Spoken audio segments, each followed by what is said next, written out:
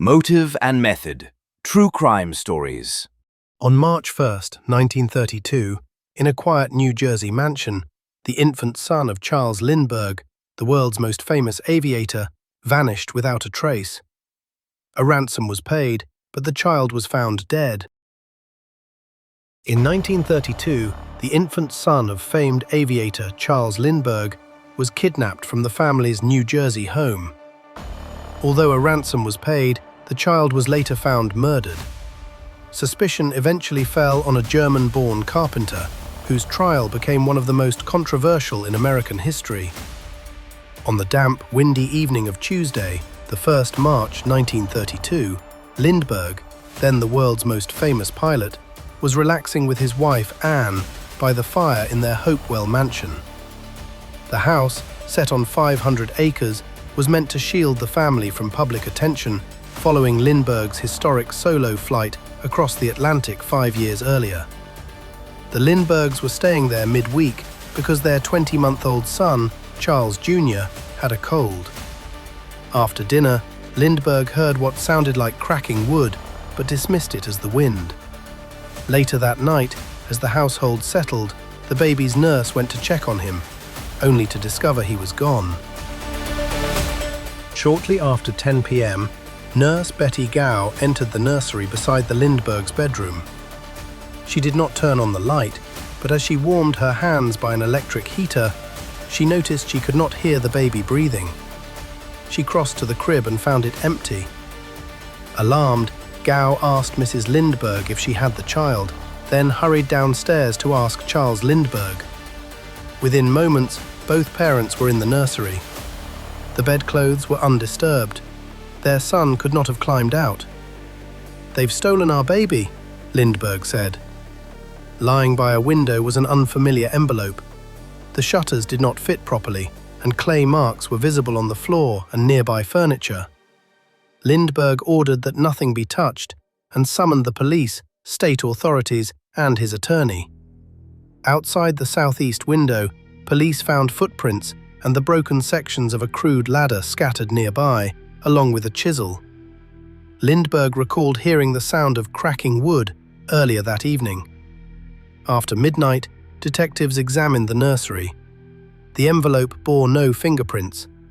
Inside was a ransom note demanding $50,000 and warning against contacting the police, signed with a strange symbol of overlapping circles. Wealthy enough to pay, Lindbergh insisted there be no interference with the ransom. Lindbergh was used to being in control, and to being right.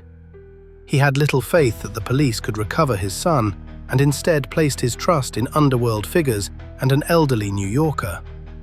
Convinced, along with his attorney Henry Breckinridge, that the kidnappers were professionals, Lindbergh sought direct negotiation. Despite the objections of New Jersey Police Chief Colonel Norman Schwarzkopf, he quietly reached out to criminal contacts. On 4 March, Lindbergh issued a public statement promising not to harm the kidnappers if his son were returned. The state's Attorney General, William Stevens, quickly replied that Lindbergh had no authority to grant immunity. Even so, 2 further ransom letters arrived on 5th and 6th March, postmarked in New York and marked with the same interlocking circles. The kidnappers complained of police involvement, raised the ransom to $70,000, and insisted the press be silenced. They claimed the child was well and rejected any intermediary chosen by Lindbergh. As he waited for progress, a small newspaper item drew attention. On 8th March, the Bronx Home News printed a front-page advertisement from Dr. John Condon, a 72-year-old retired teacher, offering his life savings and his services as a confidential go-between. The next day, Condon returned home to find a penciled note. The kidnappers had accepted his offer. The note instructed Condon to deliver an enclosed letter personally to Lindbergh and to place a message, "Money is ready," in the New York American once the ransom was prepared. When Condon phoned Lindbergh, he was met with indifference until he mentioned the 2 interlocking circles. That changed everything. Within hours, Condon was at Hopewell, where plans were quickly made. To protect his identity, messages would be signed Jafsy from Condon's initials. The first notice appeared on the 11th March. Money is ready. Jafsy. That evening, Condon received a call from a man with what he thought was a German or Scandinavian accent. In the background, he heard Italian voices and the command, "Stati zitto," shut up. On the 12th March, a delivered envelope set up a face-to-face meeting. With Lindbergh's approval, Condon and a companion followed instructions to Woodlawn Cemetery in the Bronx. There, Condon met a masked man in a dark coat whose voice he recognized from the phone. The man, who called himself John, claimed the gang had 6 members and that 2 women were caring for the baby aboard a boat. He then asked a chilling question. Would he burn in hell if the baby were already dead?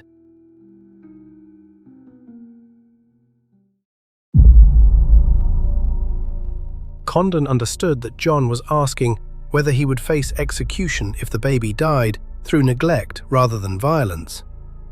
Alarmed, Condon pressed him, but John insisted the child was well. Plans were made to continue talks, and John disappeared into the darkness. After further exchanges, a package arrived at Condon's home on 16th of March.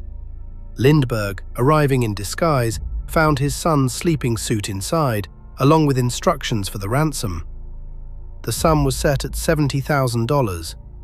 Although Lindbergh asked J.P. Morgan to avoid recording serial numbers, the U.S. Treasury insisted most of the payment be made in traceable gold certificates. Police leaders knew an exchange was imminent and strongly disapproved of Lindbergh acting alone, but agreed not to interfere until the child was returned. At 7:45 p.m. on Saturday, 2nd of April, 1932, a final message arrived. Condon and Lindbergh set out with the money, and soon Condon entered St. Raymond Cemetery, while Lindbergh waited in the car. A masked man, later known as Cemetery John, accepted $50,000 and handed over a note describing the boy's location. The note claimed the child was aboard a boat called Nellie near the Elizabeth Islands off Massachusetts. Lindbergh searched the area by plane for days but found nothing. Police were left humiliated. Aside from footprints, ladder marks, fingerprints, and the kidnappers' misspellings, there were few clues. On the 12th of May, 10 weeks after the kidnapping, the body of Charles Lindbergh Jr. was found just 4.5 miles from the family home. Evidence suggested he may have died the night he was taken. The investigation then focused on tracing the ransom money, but by the end of 1932, only 27 bills had surfaced, all in New York, and none led to arrests.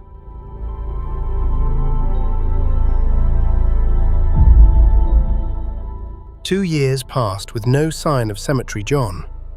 Then, by chance, someone was caught spending ransom money. On the 16th of September 1934, a filling station manager on New York's East Side accepted a $10 gold certificate. When told such bills were being withdrawn, the customer replied that he still had about 100 left. Uneasy, the manager noted the car's license number and later recalled it was a 1931 Dodge sedan. Police traced the vehicle to a 34-year-old German carpenter in the Bronx named Bruno Richard Hauptmann. He had a German accent, knew how to build ladders, lived near where Dr. Condon's appeal had appeared, and still possessed gold certificates from the ransom. Hauptmann was arrested on the 19th of September while sitting in his car. A $20 gold bill found in his pocket matched the ransom serial numbers. He was taken to a Lower West Side police station where FBI agents and senior New Jersey and New York detectives were waiting.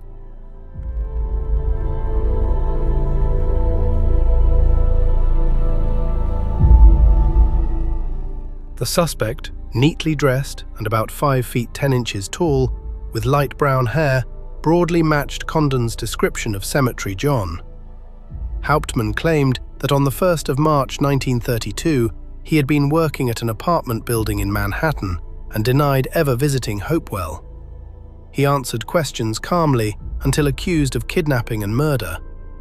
Then he erupted, shouting his innocence. Within hours, he was formally charged with kidnapping, murder, and extortion.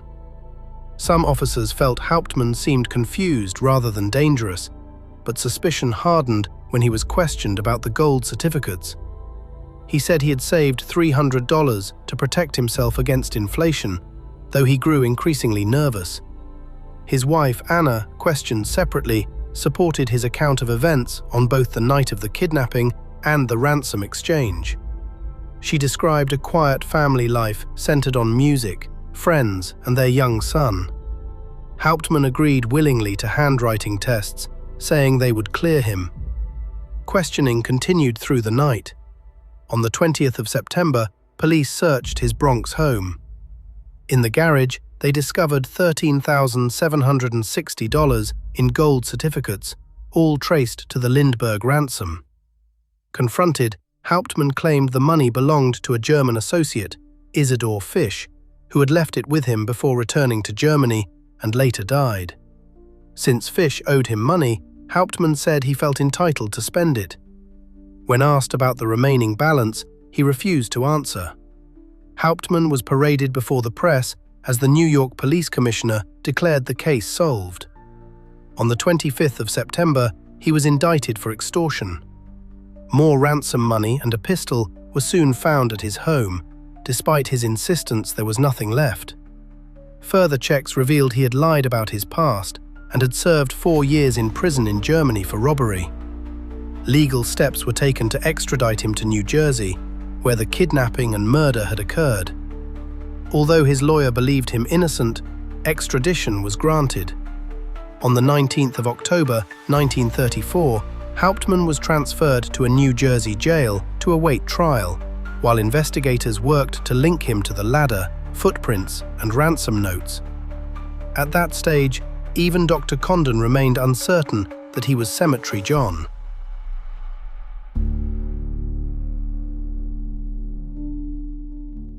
When Hauptmann came to trial, public opinion had already convicted him. Amid widespread hostility, he maintained his innocence with quiet composure.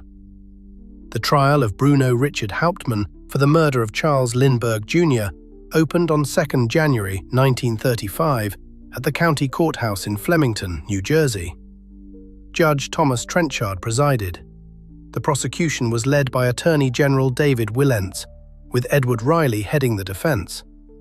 Jury selection took a full day, and when testimony began, the courtroom was packed, with reporters from across the United States and abroad. Hauptmann sat behind his lawyers, pale and guarded by state troopers. He pleaded not guilty. In his opening statement, Willents outlined the prosecution's version of the kidnapping, the weakest part of the case. He told the jury that Hauptmann alone had climbed a ladder to the nursery, that the ladder broke as he descended, and that the child was killed by the fall. He promised expert testimony linking the ladder to Hauptmann and portrayed him as the sole kidnapper, murderer, and extortionist, appealing openly to emotion and to Lindbergh's heroic status. Lindbergh was soon called to testify. He described the ransom exchange at St. Raymond's Cemetery and said he had heard a man shout, "Hey, doctor!" in a foreign accent. Asked whose voice it was, he replied, "Hauptmann's." The defense failed to challenge the reliability of identifying a voice from 2 words heard years earlier. Other witnesses followed, recounting events at Hopewell. Even at this early stage, their accounts conflicted over basic details, including the number of footprints found outside the house. State troopers who had originally reported 2 sets of footprints now testified there had been only 1. The prosecution was determined to show that Hauptmann had acted alone. As the second week began, the state called an 87-year-old, nearly blind witness who claimed to have seen Hauptmann in Hopewell with a ladder on the day of the kidnapping. The defense made little effort to undermine his credibility. On the 9th of January, Dr. John Condon took the stand. Long queues formed outside the courthouse to hear the man known as Jafsy. Under questioning, Condon identified Cemetery John as Bruno Richard Hauptmann. Although he had previously refused to do so, He now justified his reversal with a fog of explanation that the defense failed to penetrate. From that moment, conviction seemed likely. The prosecution followed with witnesses who placed Hauptmann near the Lindbergh home, linked him to the ransom money, and connected him to the ransom notes. Financial experts traced his spending of gold certificates. 8 handwriting experts testified that Hauptmann had written the notes. A wood expert claimed a ladder rail matched wood missing from Hauptmann's attic floor. The defense began on the 24th of January. Hauptmann took the stand, confident and well-dressed, and denied ever being near Hopewell or the cemetery. He explained spelling errors as the result of dictation and denied building the ladder. He repeated his claim that the ransom money had been left with him by Isidore Fish. Under cross-examination, Hauptmann admitted lying to police and faltered on details, though records later confirmed his alibi for the night of the kidnapping. Some evidence against him, including Dr. Condon's phone number found in his home, was later shown to have been planted by a journalist. In closing, Riley attacked the weakness of the case and warned against mob justice. Wilentz responded with a fierce, emotional denunciation, portraying Hauptmann as a foreign monster who had slain a national hero's child. On the 13th of February 1935, after a brief deliberation, the jury returned a verdict of guilty. Sentenced to death, Hauptmann maintained his composure until he was led from the courtroom, where he finally collapsed in his cell.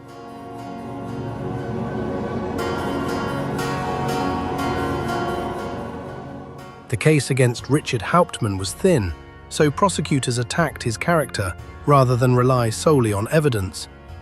Attorney General David Wilentz portrayed him as a sinister German, exploiting widespread anti-German sentiment in the US following World War I and Hitler's rise to power. Wilentz painted a stark contrast for the jury. On one side, the wholesome, heroic Lindbergh. On the other, an immigrant German he suggested believed in his own superiority. He focused on Hauptmann's disdainful manner, his lies to police, and even his self-identification as a carpenter, interpreting ordinary traits as evidence of moral corruption. Wilentz's personal loathing of Germans, he had fought them in World War I, permeated his final speech, where he warned that acquitting Hauptmann would be an American tragedy. Yet Hauptmann shared much with Lindbergh. Both were products of disciplined, solitary childhoods, men of hard work, duty, and stubborn self-belief. Lindbergh soared publicly across the Atlantic. Hauptmann hid privately in a coal bunker. Both wore masks. Lindbergh's public stoicism hid his playful, chatty nature, while Hauptmann's pride concealed warmth and laughter. Even Lindbergh, typically dispassionate, judged Hauptmann harshly. A magnificent-looking man, but his little eyes were like the eyes of a wild boar, mean, shifty, small, and cruel. Yet this perception reflected more about the trial's pressures than the man himself.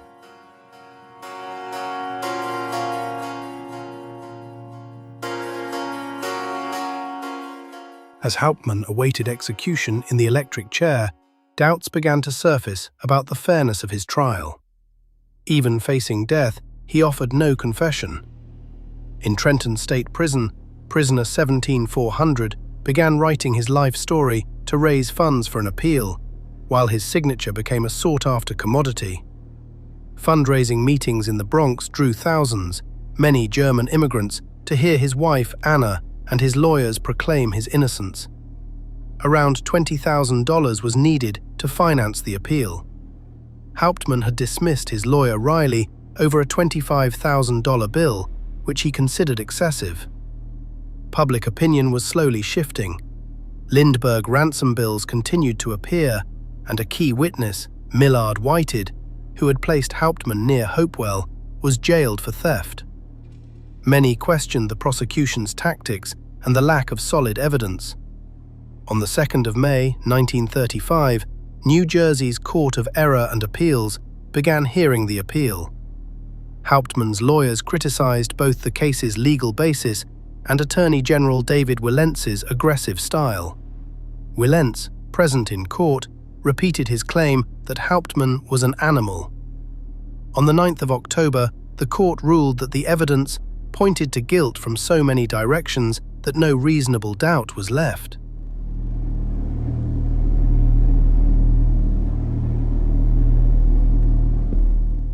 The case troubled New Jersey Governor Harold Hoffman, a 39-year-old independent-minded politician. On 16th of October, he spent an hour with Hauptmann in the death cell and was struck that the prisoner asked not for mercy, but for further investigation. Hoffmann agreed. As chairman of the Court of Pardons, Hoffmann appeared Hauptmann's only hope. On the 9th of December, the Supreme Court refused to hear the case, and on the 27th of December, Lindbergh sailed to England with his family. Even a single expression of doubt from Lindbergh could have commuted the sentence, which was set for the week of 13th of January 1936. On the 11th of January, the Court of Pardons confirmed the death sentence, with Hoffmann as the sole dissenter. He grew more convinced of Hauptmann's innocence when he learned the prisoner had rejected a newspaper's offer of $90,000 for a confession. On the 16th of January, Hoffmann granted a temporary reprieve to continue investigating. Evidence almost confirmed that Hauptmann had been working at the Majestic on the 1st of March 1932, but timesheets were missing. Despite pressure from New York lawyer Samuel Leibovitz and others to confess, Hauptmann maintained his innocence. The Court of Pardons refused further reprieve. On the 2nd of April 1936, Hauptmann wrote to Hoffmann, thanking him, and urged his former prosecutor, David Willentz, to continue investigating, insisting the case was not truly solved. On the 3rd of April 1936, Richard Hauptmann was executed in the electric chair at Trenton State Prison, New Jersey.